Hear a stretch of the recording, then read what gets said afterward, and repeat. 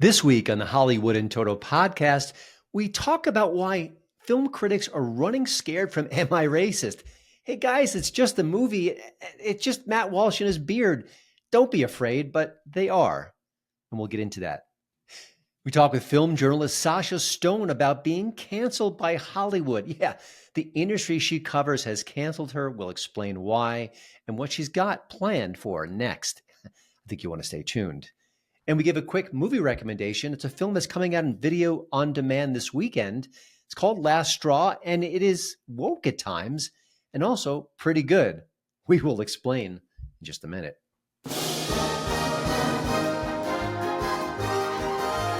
Welcome to the Hollywood in Toto podcast. Entertainment news and reviews without the woke Hollywood narrative. Free speech, free expression. Now that's entertainment.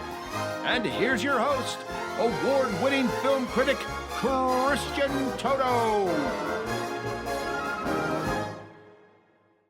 Before we kick things off, I hope you'll subscribe to the Hollywood in Toto podcast. We are on YouTube, Rumble, iTunes, all your audio platforms. Everywhere you go, we will find you. It sounds like a threat. I'm not stalking, I swear. But also check out HollywoodInToto.com. It is my website. Just passed its 10-year anniversary marker. It is, like this show, the right take on entertainment, free speech rules here and there. I hope you'll check it out. Who's afraid of the big bad beard? Well, a lot of people in the critics community, that's for sure. The beard belongs to Matt Walsh. The movie is Am I Racist? Came out just a few days ago, did quite well at the box office, quickly became the year's biggest documentary. I think the word of mouth will power it forward quite a bit in the weeks to come. If you haven't seen it, I heartily recommend it. Very, very funny comedy, exposing those DEI grifters in a way that is just sublime. Look around the room and point to who we believe is the most racist person in the room. But it's legitimate. It's a conversation. It's a debate. It's a critique. Yet we're not seeing that. We're not seeing that at all. Again, this may change in the days to come. And I think if it does, it'll be like a trickle effect. We'll see one review here, another review there. It will be fascinating. But just know that the critical community, which is aggressively left of center, and again, there's no harm in that, but they let their biases overwhelm their reviews. Now, you could argue, I do that, and I do that to a degree. But you know what? I'm a conservative reviewer. I am openly so. I am working for conservative platforms, this podcast and my website, and I make no bones about it. So I'm being transparent and honest with my audience. This is who I am. But if you're writing a review for CNN or the New York Times or the Washington Post, you may lean a certain way on your personal behalf. It's perfectly fine. No, there's no harm, no foul there. But shouldn't you review films for everyone? Aren't you reaching out to the public, which should be left or right or center or apolitical? But that doesn't happen. Most critics let their biases overwhelm them. We see it time and time again. And having been in the business for so long, I feel like it wasn't that way initially. I mean, sure, there was some of it, no doubt. But I think as time has marched on, as our culture has gotten more divided, as the entertainment realm has gotten more openly liberal and aggressively so, I think that movie critics have followed suit.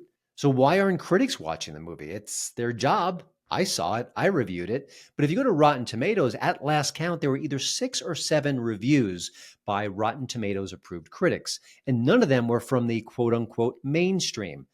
Actually, a friend of mine bristled at that description saying, well, why aren't I mainstream? I get why he's a little upset. But listen, this is legacy media. This is CNN, ABC, the Washington Post, the New York Times. It's what we consider legacy corporate mainstream media. And they're ignoring it, aggressively so. Now, what my prediction was initially was this exact thing would happen. Critics would ignore it as much as possible. But if the movie grows and grows, if the buzz gets bigger and bigger, which is pretty much happening as we speak, then they may have to circle back and actually review the film. I don't think they'll be kind, but let's just see what they have to say when that does happen, assuming it happens. But it also begs the question, why? Why are critics so afraid of this movie? Now, I use the term fear a little bit cheekily. They're not afraid of the movie. They're not running scared like a vampire with garlic in his presence, but they are avoiding it. There's no doubt about that. And let me just explain. I'm a film critic. I've been doing this for over 20 years now. And what the film critic community does is give exposure to movies. Obviously, the classic Siskel and Ebert is the thumbs up or thumbs down. You could give it 4 stars, 5 stars, whatever your metric is. We review movies. And the studios love that. Now, they would love it if we loved everything we saw. We don't, of course. They would prefer the raves over the pans. But they want movie reviews, period. You have to ask yourself why. Well, every review is essentially is marketing for the movie. When you see a movie review, all of a sudden you read it, you check it out, and you know the movie exists. Now, listen, with Deadpool and Wolverine, everyone knows the movie exists. You can't escape it. But for many, many movies, that is not the case. It is a very crowded marketplace. So every time a movie is reviewed, it's one more person who understands the movie is out there, is available on a select platform, and maybe they want to check it out. If I'm interested in a new thriller about a killer bear and the movie gets a bad review, I'm not necessarily not going to see the movie. I might be cautioned against it. It might slow me down a little bit, but I might just check it anyway. Like, oh, I like bear movies, thrillers, outdoor adventures. That's my jam. So I'm going to check that out. I got a bad review, but I'll still give it a try. That's what movie studios want. That's what the publicists want. I get pitches from publicists every single day. Here's a new movie. Would you like to review it? Some are in theaters. I go to the theater and I watch it in a closed community of fellow critics. Or sometimes I see it with general audiences. Or with smaller films mostly, I get a screening link, which means I get to watch it on my laptop. And what I often do is I'll connect it to my big screen TV or even just my monitor, just so I see a bigger presentation. You want to kind of approximate what you're going to see on the big screen as best you can. Nothing's perfect. No system is perfect, but I'm pretty sure the studios would rather me watch the film and review it than not see it, even though I'm seeing it on a smaller ratio. So again, why? Because it's marketing, it's PR, it's getting the word out there, it's creating some sort of buzz. So that brings me back to, am I racist? The less reviews of the movie, the less people know about it. So if you're reading the New York Times, you're not a fan of the Daily Wire, which is the company behind the film, you may have no awareness that Am I Racist exists. You may be even skeptical of DEI policies and think, well, that sounds like a pretty good idea to kind of have a movie that's Borat style that makes fun of this particular profession. I think they should be taken down a peg or two. Well, you're not going to see it because it's not on CNN, it's not on the New York Times, it's not on the Washington Post. They're covering it up. If they ignore it, it'll go away. They hope if they ignore it, it'll go away. I don't think that's going to happen. I think this movie's going to grow and grow, much like its predecessor, What is a Woman from 2 years ago. So that's the reason, that's the rationale. I would love to hear a different argument. I don't think it exists. They could also review the film and just absolutely trash it. That is their right. Art is subjective, no problem there. So why not do that? Why not say, oh, that Matt Walsh, he can't do comedy. This is ridiculous. This is absurd. DEI is an essential part of our life, our culture. It is correcting previous wrongs. How dare they make a movie about that? And they've let their biases overwhelm their critical senses. Is there a reason why every left of center movie is more likely to get better reviews? If you make a pro-abortion movie, there's a good chance it'll get 90% plus or more on Rotten Tomatoes. And if you make a pro-life movie, by comparison, there's a better chance it'll just get absolutely smashed on Rotten Tomatoes. If Dinesh D'Souza has a movie out, do you think it's going to get great reviews? What about Michael Moore? They're very similar in their own ways. Just one is on the far left and one is on the far right. You can see it everywhere. And that's why I like to be who I am, an openly conservative film critic who reviews films from that perspective, because you don't get that in the culture at large. Very few people. Of course, there are exceptions, John Nolte, Kyle Smith of the Wall Street Journal. I don't want to dismiss them, but we are in the minority. And our voices should be heard. And when a movie comes out that is right of center, like Am I Racist? I think everyone should get a crack at it. What did it get right and what did it get wrong? Critics are afraid of that, because it's going to give it exposure. It's going to give it oxygen. Well, we're on to them, okay? We know what's going on. The jig is up. And let's hope that a few of them start doing their jobs, reviewing movies, and give us their 2 cents. And then we can take it from there. But until then, shame on my fellow critics. You've got a job to do. Now go do it.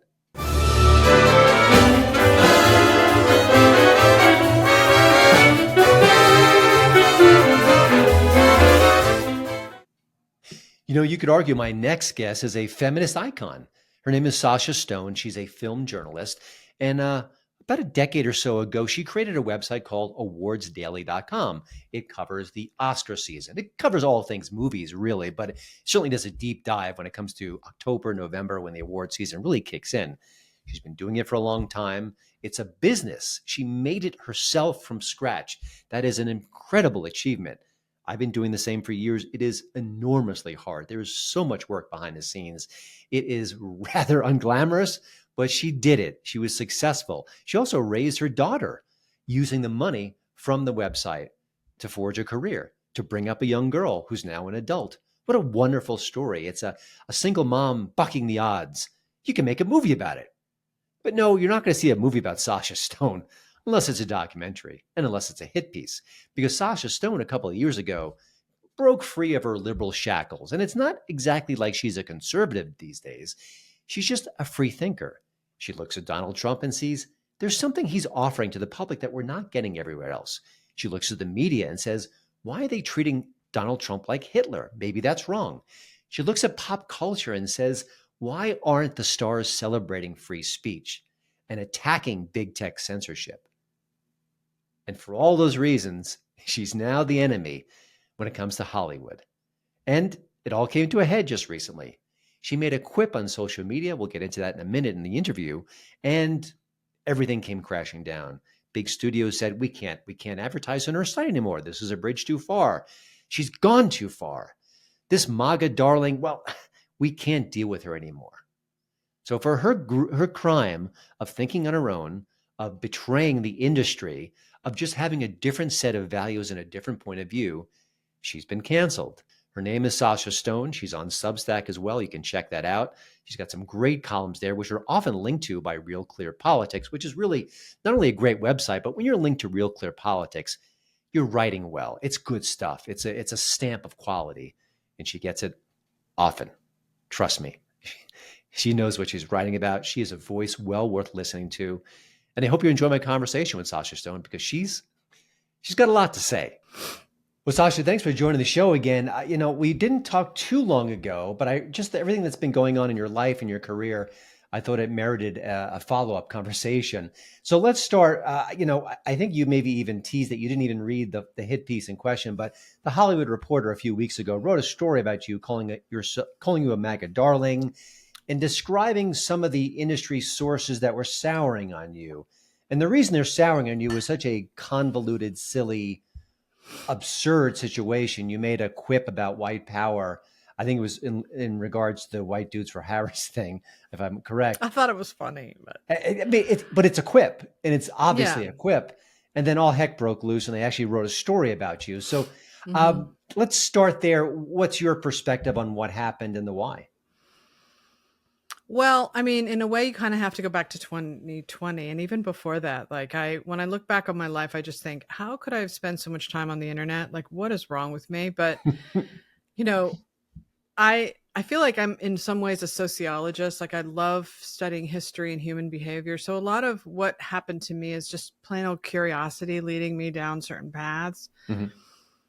And as you know, after the 2020 election, I left the Democratic Party. I was horrified by what I saw.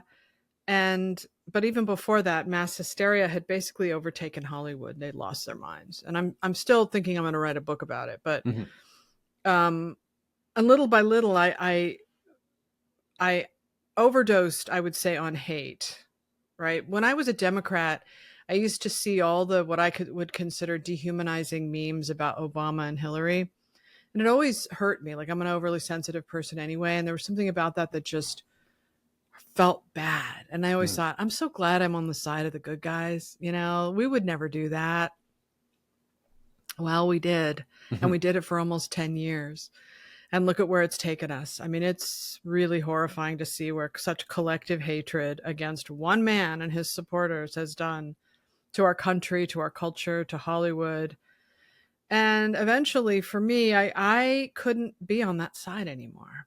So I just started to drift and hang out with MAGA people, the rallies, watching all Trump's rallies and getting to know people like you and listening to the Daily Wire. And finding humanity, easygoing people, forgiving people, kind people, people who could still tell jokes and write and think freely. I didn't find uniform ideology. I didn't find conformity. I didn't find mandated, like you, for instance, Christian, are very different from, say, Matt Walsh, right? Mhm. Different people, different ideas, different beliefs. And I could grow a so, beard though. I mean, that would make us a little better. yeah, you could. Mine would be Yeah. grayer than his, but hey, that's what it is. No, I know. But I mean, I just mean like I felt more comfortable, like I was a normal person. I've heard a lot of people who've been red pilled feel the same way. Mhm. I'm sorry, my mom is just calling me, so I'm just gonna text her back and tell her that I'm on an interview so she doesn't call me With a back very again. important person. Make sure you mention that. um Toto who? Come on.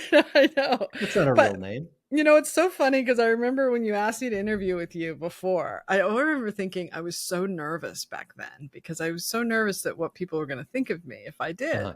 which is like you, right? It's like, but now, I mean, I'm so happy that I've come so far on the other side of it that I don't feel bad anymore. And that was part of why she wrote that story about me, because I made a conscious decision to Mhm. not hide anymore and just be transparent about who I am and what I think, mainly to prevent someone else from breaking that story.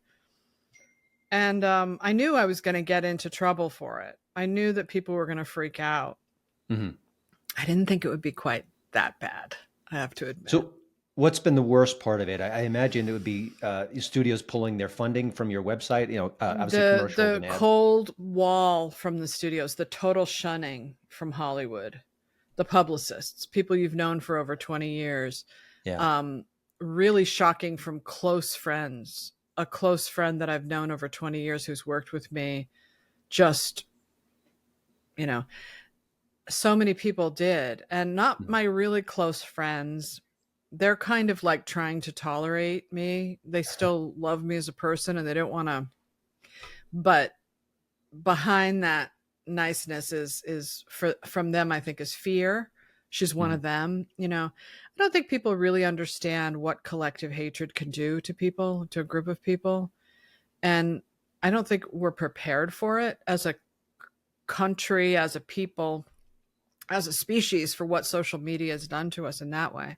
Mhm. And the fear that it's and so when they talk to me, they're confronted with that fear and what they know of me, and it doesn't compute.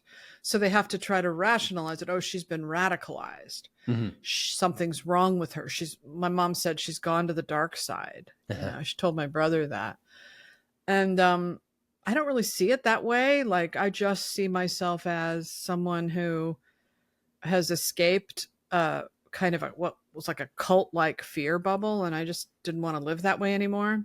Mhm. But boy, those aren't the rules. Those aren't the rules. So all my entire staff has left my site, but a lot of that was my doing. Like, I urged them out because I didn't want them to be connected to me and associated with me. And I also didn't want to continue to make my site a funnel for this woke ideology that has infiltrated Hollywood, and more and more publicists send you documentaries or films that are just straight up propaganda, right? And I'm supposed to post them because I'm a true believer and a good, loyal Democrat. Yeah. And I see that that's what everybody else posts, but I don't want to keep doing that. I don't want to be that. I want to push back against it. So, and that's what they want to do. That's what they want to continue to do. And a couple of times I've had arguments with them. Like, one of my writers posted something about Louis C.K. and it said, typical white guy gets away with sexual harassment or something like that. And I said to her, I told the publicist I didn't want to cover that movie. I didn't want to cover that story, but they went around me and they went to you. And she was very kind and apologetic and offered to take it down. I said, no, don't take it down. Would you just check with me first? But that's an example of the kind of, they're all very, much on the left, and they're very much inside the, they're in the accepted community, I guess you could call it. But then you have to go along with everything or you're out. And by the way, you mentioned sort of the woke stuff that you get in your inbox. I get the same thing too, but also even just the framing, the press release writer's pitch will be new queer comedy, No, LGBTQ. exactly. And it's assuming that you're of a similar mindset. It's Right. so fascinating for me to get that. And instead of pitching like, this is a great actor, this is a great movie, they got great reviews at the certain Yeah. film festivals. They lead with that because they assume that that's what you're up against, that you are sort of on the side of as well. Right. And that's the So hard you're part for me, because I just got a press release that said LGBTQ film festival. And I uh, thought, what do I do with this? Do I okay. post it? I'm not anti-LGBTQ. I'm not Yeah, yeah. anti-gay people or anything, but I am a little bit against this idea of film as activism, film as Mhm. this kind of activism. What about just film? What happened to that? So Well, I'm conflicted on that one. and I am too, and I feel almost a point of exhaustion because I have no animosity toward the gay culture, gay people. But when you're inundated, flooded, bombarded with these messaging constantly, I think it actually has a negative effect on our empathy toward different organizations or groups. So let's just dial this down. Your crime, as they see it, is that you're either pro-Trump or at least not anti-Trump. Is there anything else you've done that they can point to besides that quip of white power, which is obviously a clear joke referencing a Uh, silly identity politics movement? Well, let me just say that, John Nolte wrote that piece on Breitbart about me, and he said they've been trying to get her for a long time. And he's exactly right. I mean, Yeah, I've been the subject of so many Twitter swarms, I can't even tell you, way before the Trump thing. So much so that I had people too afraid to do a podcast with me after hmm I was the center of they just have to accuse you of being a hmm transphobe or being a racist, right. and that's enough to sow mass hysteria, and you're suddenly a toxic thing. hmm I mean, it took a lot to get to the point where I am now, where the studios have just decided to stop advertising. It's not going to shut me up. I mean, if they think I'm not going to be talking about movies and the Oscars, I certainly am, Yeah, yeah. very loudly. Revenge is a dish best served immediately and relentlessly, Hmm. to quote The Social Network. But I have a lot of stories to tell and things I haven't said in the last 25 years because Mhm. I was protecting publicists and studios. And I feel free now to be able to say whatever I want to say. And that's a really nice feeling. But Rebecca Keegan, who I know a little bit, she was always sort of nice to me and at film festivals and stuff. So she wrote me and said, I'm doing a story about you.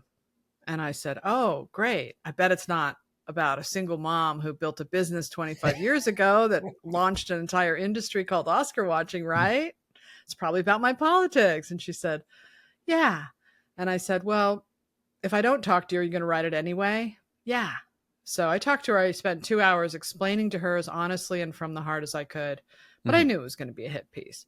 Yeah. So my friend Jeff Wells immediately went into damage control, and he Hmm. posted a story. Rebecca Keegan's doing a hit piece on Sasha Stone, and she started getting hate mail, and she wrote me about it, and she said, why is this happening? And I said, well, I just told him because I was freaked out about it, and I'm sorry, I'll ask him to take it down. So I did. And she wrote me back and she said, it's okay, I'll be fine. And then she said, and I suspect you'll be fine too. And that was the last thing she said to me. And I thought, yeah, I know you'll be fine, Rebecca, Mhm. but I won't be fine. I really Well, won't be fine. But what about the hate mail and hate missives you would get from a story like that? Doesn't that well, that's concern the her? weird thing, is once you cross over to the dark side, it's worse. They'll only send you hate mail if they think that they have something to gain from hurting Right. you. Once they see you as human garbage, literally to be dehumanized, put into, like, I think that they could put Trump supporters in gulags, and people like Bette Midler would be happy about it, Yeah. So once you're in that, they ignore you. You're shunned. You're out, right? You're an SP, like in Scientology. So basically what she did was, she wanted they've all been gossiping about me. Okay. All the writers, all the publicists have been gossiping Mhm. about the things I've been tweeting, like against gender affirming care, against trans biological men playing in women's sports. I've even pushed back on abortion a little bit. It's not that I think it should be illegal, but 1 million abortions last year, 1 Mhm. million, a 10-year high. Yeah. Yeah. And they're still acting like, aren't we ever going to talk about that? Like, ever? So, yeah. And I've been very supportive of Trump, only in such that I have decided to vote for him because of gender affirming care and because of the lawfare against him, which I think is dangerous. I wasn't going to vote for Trump. I spent 4 years saying I'm not a Trump supporter, but and then I became a Trump supporter. MAGA darling, as they call you. Yeah, I guess so. I guess I am a MAGA darling, proudly so. No, but You know what I would label you as? A free thinker, and I throw Jennifer Say in that group. Dr. Drew Pinsky as well. There's this emerging group of people who are just smart and sane, and they question things. Jillian Michaels comes to mind, even Bill Maher to a certain degree. And I just think that's so healthy. And listen, I don't think you and I agree on everything. I don't care. My wife and I don't agree on everything. I don't care. But it's this new philosophy, this sort of this group think where we have to punish people if they step off the reservation. It is really shocking.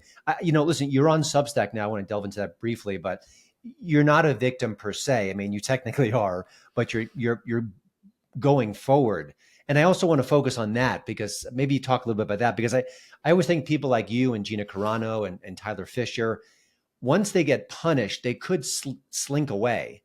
But I often find that you become more powerful once you go through this process, as lousy as it is, and as much as I don't wish it upon you. Can you talk about where you are today as far as a creator and lucky for me, I started my Substack 4 years ago, actually, when Barry Weiss left the New York Times. That was why I started it, because I saw that I wasn't really getting the truth from the media. I was getting their version, the curated version. And I didn't expect to make any money off of it, but I only put one thing behind a paywall, I think. I've got to start figuring that out though now, but and the Real Clear Politics started linking to they found me, they called me, they said, "What's your story? Like, who are you?" Yeah. And they've been linking to me ever since. In fact, I have a piece up there today, but because of them, I was able to build a much bigger audience, and people did start paying for subscriptions. And so I've started to build up enough of a little tiny bit of money to survive at least. But the problem, but see, the Oscars, the thing about the Oscars is it's easy money. It was easy money. I just had to basically do what the publicists wanted, write about movies, push their contenders maybe. And I could make 100,000, 200, sometimes 200,000 a year doing that. Wow. So it was easy money. Was it honest work? I don't think so. No, personally. If they were going to advertise today, I would still do it. Obviously, because nobody says no to money, but they won't, because they see me as what they call, in that stupid article, we're never going to run a Sasha Stone blurb on our, so what? Some high profile Academy member was insulted. So what? I insulted a billionaire. Big deal, but to them, they somehow believe stupidly that this tiny little universe of these blurbs of bloggers is somehow going to be a big deal in the Oscars or in the world at large, the culture at large. And they don't realize that a quote from me would actually be good for their brand, right? It would be honest, and it would draw in more people. Or from like Critical Drinker or you, if they broadened their reach, they could do a lot better than they are now. And this world is really contracting, as I can see it. I mean, people care less about the Oscars. The award season movies often just flop at the theater. I want to talk. It's dead, bro. It's dead. As critic to critic, in the last few years, whenever award season comes, I get the screeners in the mail. It's always exciting. And then I watch the movies, and nothing really lights my fire. They're not bad movies, but I feel like I used to find great dramatic films to be really invigorating. I look forward to them. I could watch them again and again. And I think the last few years, I haven't felt that way. And I can't tell whether I'm changing or the content's changing. Yeah, I know. What are your thoughts on that? I feel the same way as you. I keep thinking, am I just getting old? Is that why I can't watch any of these films? But my daughter, who's 26, feels exactly the same way. I know the problem. The problem is that it's like Christian rock, not you, Christian, but Christianity. It could only say one message, right? And people already know the message. So there's nothing. When you sit down to watch a movie, you know exactly what they're going to say because you can tell by how it's been cast, right? Yeah. So I guess at the same time, they're fearful to push in certain directions. Yes, they're fearful to tell the truth. The stories they can tell. Yeah, they can't tell the truth anymore. They can only tell a preferred truth. And this is true in television too. It's the same. And anytime you turn on anything, you're like, oh, okay. And a lot of books that I read now, I listen to audiobooks, and I can tell immediately when it's about to go into that woke shit. I'm sorry. Yeah. Can I swear? I'm sorry. I might bleep it out. It's All right. I think one's not going to slay us. So Okay. Go right ahead. But I just mean, like, and when people hear me talk like this, their default is, you're such a white supremacist because you only want white people. But that's not true. I just want a good story, a real story. And so I went to the Telluride Film Festival over Labor Day weekend to see all the movies that are coming in for the Oscars. And so there's a couple there's a couple of them that are like, and I find that I have to grade on a scale because nothing's ever going to be Godfather great. Never, ever again, ever. That's never coming back. So I look at movies and I think, okay, on a scale of 1 to Godfather, where does this fit? And so I saw a couple of movies, A Real Pain, which is directed by Jesse Eisenberg. I suggest you watch that. It's pretty good. Okay. Do you know the story of Conclave, the book Conclave about the... I know a little bit about it, but you tell me your reaction. Well, it's a good movie with a spoiler at the end. That's a whopper of a spoiler. And when that gets out, I can't talk about it without spoiling it. But let's just say it's going to be something within the Catholic Church and probably among conservatives. It'll be a culture war thing. But it's a good movie. It's a good movie. Yeah. It's just that the message is always there, right? Drive the message. What's the message? And it's true in almost every movie that I saw, with the exception of Honora and A Real Pain. Most of the movies were like Amelia Perez. I don't know if you've seen that. Not yet. It's about a transgender mobster who, I'm not kidding you, living a life as a woman. It's a musical, right? This is going to be big in the Oscar race. And people love it, played by a real transgender person. And that's sort of where Hollywood is now. Like, nothing against transgender people personally. It's just that it's this blending of art and their new religion.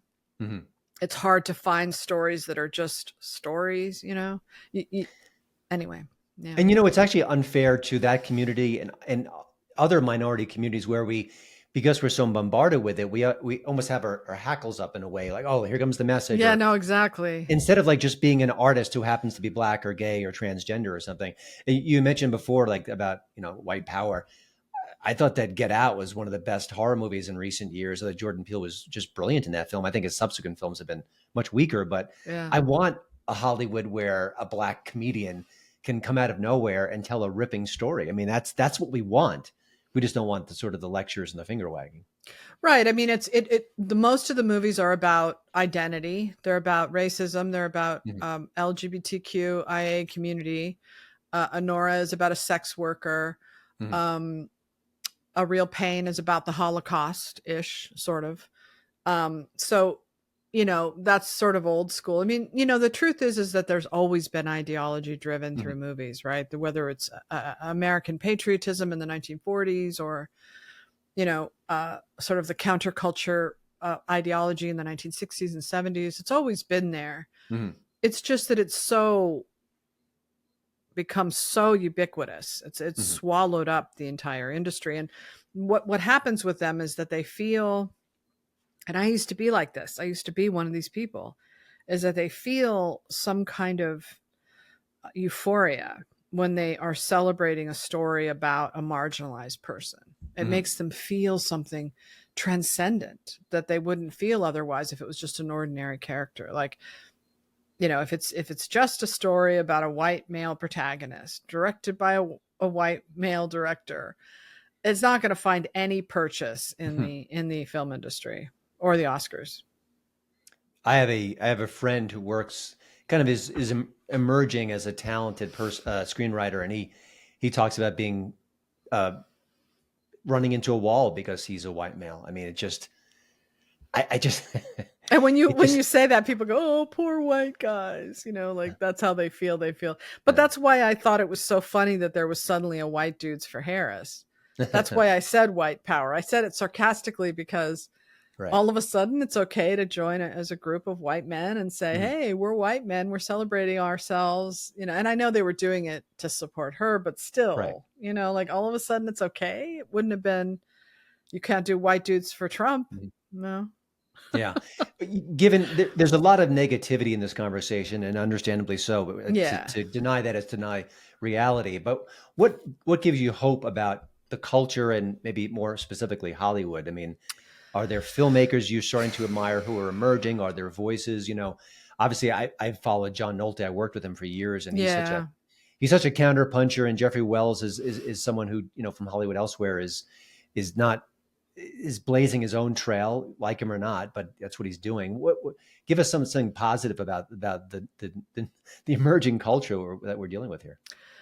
Well, I feel I've always felt that if Trump wins, the whole thing collapses, Hmm. and we get back to ground zero, and we listen to the free market, and we start writing honestly and making honest movies. And this movie coming out of the Daily Wire, Am I Racist? It's like a mockumentary, would never Hmm. be made on the left, right? Yeah, yeah. So maybe something more like Free Thought, and that's only because a Trump win will finally end their reign, right? Hmm. We're living through the Obama era, right? Obama era started in 2008 with the iPhone and social media at the same time. Hmm. And we've been living that. Everybody that's been in power has been a surrogate for Obama, basically. And he's so intertwined with culture and Hollywood, right? He has a deal with Netflix, right? Hmm. Hillary Clinton and Jack Smith were in Telluride when I was there, like the marriage of politics. So I think if they get a smackdown with Trump, then it'll change things. If they don't, they kick the can down the road, and we're looking at, and if that's the case, which honestly looks most likely right now, that Harris, I can't imagine them allowing Trump to take power. But if that happens, the only hope we really have is what the Daily Wire is doing, what Hmm. Angel Studios is doing, is to build outside the system, because Yeah. Hollywood is never going to change. They can't, because the most powerful people in this country, the richest and most powerful people that run things, it's all a monopoly, right? Jeff Bezos owns Amazon and produces movies. So his image is at stake. So he's never Yeah. going to change. Reid Hoffman at Netflix, Bill Gates, all of these titans, these billionaires, it trickles down, Hmm. right? Disney, look at Disney, right? So for them, it's like the people don't really matter. The only thing that matters is convincing them to believe what they believe. So it's not going to change. I know Netflix is far from perfect, but the fact that they stood by Dave Chappelle and they've been really embracing free speech in the comedy realm. I mean, Tim Dillon, Tim Andrew Dillon, I Schultz. know. He's going to rock their Yeah, when he Shane gets Gillis. on. I mean, that's been a wonderful situation. But I think what you're referring to is sort of a parallel economy where all these offshoots are kind of working outside the Hollywood ecosystem. I thought the best documentary I've seen in the last couple of years was The Fall of Minneapolis. It's a stunning film. I think it was available for free. It probably still is. It's about George Floyd, the narratives that the media pushed, and Yeah. it's eye opening, it's shocking, and it's thoughtful, and it really is sober. It doesn't feel like it's not a Dinesh D'Souza movie where it's really one sided. So I mean, I think as these different platforms emerge, and Patreon and YouTube and Rumble, I think that may be our best hope, where Absolutely. creators can do more with less. I mean, Justin Folk, who directed Am I Racist? I know him a tiny bit. He's a good guy. He just does so much with so little. He has Really. these small budgets, and he makes his films look sharp and clear, and just a lot of razzmatazz. So Yeah. that's where I pin my hope. Before we let you go, Wait, let me go just ahead. say one thing about that, is that I do feel hope in that way. I feel when I first built my website in 1999, it was so exciting to be online. Hmm. It was a wide open world of what, anybody could build anything and say Yeah. anything and do anything. And I feel that way now. It's just not going to be Mhm. inside the studio system. It's not going to be in Hollywood. It's not even going to be on streamers. It's going to be, and Yeah. once that becomes more popular, then these guys will have to compete. And so that will drive change. Yeah. Yeah, I agree. I think my biggest fear within that conversation is the censorship issue. I think the powers that be would love to clamp down on X. They'd I love to know. clamp down on YouTube. You see it already, But I think that's the death blow to a culture where if these emerging voices are silenced in any way, I think that'll be just horrific. But obviously, people can check you out on Substack. It's sashastone.substack. Is that the best way Yeah. you can hear people? And you can still follow me on Awards Daily. I am doing my year of telling the truth as an awards blogger. It might be kind of fun to tune in for that. But Absolutely. And listen, if you want a sober analysis, someone who's not bought and paid for, someone who has a true, genuine love of movies, that's where you go. And, thanks, whether Christian. Awards Daily continues for the next few years or whether it changes into the Substack realm, we don't know yet. Something you don't know yet, but I don't know yet. We'll see. Your voice will continue and people will seek you out, because I think at the end of the day, there's a reason why Joe Rogan is so popular, because he's authentic and honest, and he's flawed and doesn't always have the right answers, and he's a comedian and he's not a scientist, but I think there's a genuine nature to his approach to life and his curiosity that matters. And I think that's why you're thriving despite all the things that have been thrown against you, which I'm horrified about. And I feel like I may be up next at some point, but I hope not. I hope not. I tread carefully, but you never know. I could have the wrong quip at the wrong time, and all of a sudden the door is shut in front of me too. So, but that's the world we live in. And hopefully if those doors shut for me, new ones will open like they have for you. I hope so too. I mean, I have to tell you, it's been one of the most surreal things I've ever lived through. Never in my wildest dreams would I believe that the left, the Democrats, would behave this way. And I have to write a book, and I have to name names, and that's what I plan to do, and so that everybody in the future will remember what really happened, because people are going to try to lie about it and pretend none of this did happen. And it's scary. It's a scary time. So I don't care that most celebrities don't vote the way I do. I genuinely don't. I do care the fact that most celebrities will not fight for free speech and not fight for people like you who should not be castigated, or fight for Gina Carano, or fight for other people. That does stick in my craw. But Sasha, thanks so much for joining the show. Thank you, more. Christian. Glad to have you. Everyone check out her work at awardsdaily.com, and also her work at Substack. And there's a reason why Real Clear Politics will link to your stuff, because it's good, it's provocative, and they have a great radar for what's interesting on the cultural scene. And I'm not surprised to see your work. Thanks so much. I appreciate it. Yeah. We'll talk back soon. at you. Okay.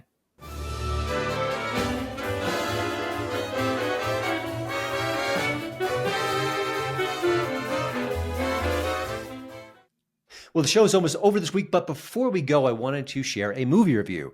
Now, I do that a lot at HollywoodInToto.com. I don't do it as much here. I like to kind of dig deeper into the cultural stories of the day, but this one got my attention for two reasons. One, it's pretty good, and two, it's pretty woke. And, often when I see woke movies, I give the old Roger Ebert thumbs down. Well, not this time. And I think that's a lesson that we want to share as we go along. So the movie's called Last Straw. It's in select theaters on September 20th. It's also on digital on-demand services, so you can dial it up at home. A lot of indie films kind of work both ways. It's a great service. I think it's good. A lot of people live in places where there's no independent movie theaters. And so they miss movies like this. They miss a lot of movies, honestly. And that's where video on demand comes in. It's a great, great way to kind of catch up on stuff you can't see elsewhere. The film follows a waitress and co-manager of a diner. She's played by Jessica Belkin, who's having a pretty terrible day. She just found out she's pregnant, doesn't know who the dad is. She just found out she's got to work a very late shift with a guy that she doesn't like at all. Just one of those days where nothing's going right. And then some hooligans come in the diner. They give her grief. Then she has to kind of lay down the law in the diner itself with some of her colleagues, and things get much worse from there. And if you've seen the trailer, you know where this is headed. Except you may not. This is You ever feel like you're living somebody else's life? I feel like I'm stuck. Manager at Fat Bottom Bistro. You're late. Again. This is a home invasion style story. It's a diner. It's not a home, but you get the drift. This woman's being attacked. But the story has a lot of interesting perspectives, and I will share no more because I really want people to watch it and be surprised as I was. Now, the movie begins with a lot of feminist / woke tropes. We're trying to follow this empowered young woman, but she's also brittle, and she's also attacking other people in very crude ways. And she's attacking the sheriff in town who rushes to her rescue, but she thinks he's staring at her butt. I mean, these are absurd little asides in a movie that doesn't need them. You've got an empowering story on the surface. This one woman who's in over her head, who tries to defend herself in her diner. That's feminist at its core. You don't need the lectures. You don't need the asides, but they ladle them on all the same. So it's a negative review, right? Well, I'm anti-woke. Well, no. You got to judge a movie in its totality. There's a first-time director at play here. His name is Alan Scott Neal. I'm very curious to see what he's got up his sleeve next, because this is a pretty impressive debut. Tension is strong. Dialogue is not cringeworthy. Good performances overall. And again, those twists are rather interesting. And it really does shake up a genre that probably deserves to be shaken like an Etch-a-Sketch. As much as I love those home invasion stories, we've seen a lot of them in recent years. And when you maybe make things a little bit different, a little bit unique, it's a good thing. So yeah, this is woke at times. That has some feminist trappings. That's fine. The bottom line is that the entertainment value is always first and foremost on the screen. You can see it, you can smell it, you can taste it. And I enjoyed Last Straw, and I think you will too. Yes, it's a little bloody. If that's not your thing, maybe stay away. It's also under 90 minutes in length. It's a perfect length. There's no fat to be trimmed off here. Just a solid story about a young woman under duress. And I have to give a quiet little teaser. There's a dollop of pro-life moment in this film. I didn't see that coming. It was interesting, and it certainly fit in with the rest of the story, which matters as well. So get a chance. If you're stuck for something new to watch, check out Last Straw. Hang in there. There are some moments in the beginning that'll make your teeth hurt a little bit, but solid story, well told. I love giving independent films a shout out. There's so much railing against them. It's a crowded marketplace. There's so many other films elbowing them out. And you know what? When once in a while you get a good independent thriller, let's give it a little love. I think Last Straw deserves that. Well, that's it for the show this week. I've got a cool interview lined up with someone from the Babylon Bee. I'll say no more, but the Babylon Bee's got a new movie coming soon. It is a mockumentary. I cannot wait to see it. And it's based on January 6th. So that's next week's show. But for now, thank you for watching. Thank you for sharing. And I'll see you next time.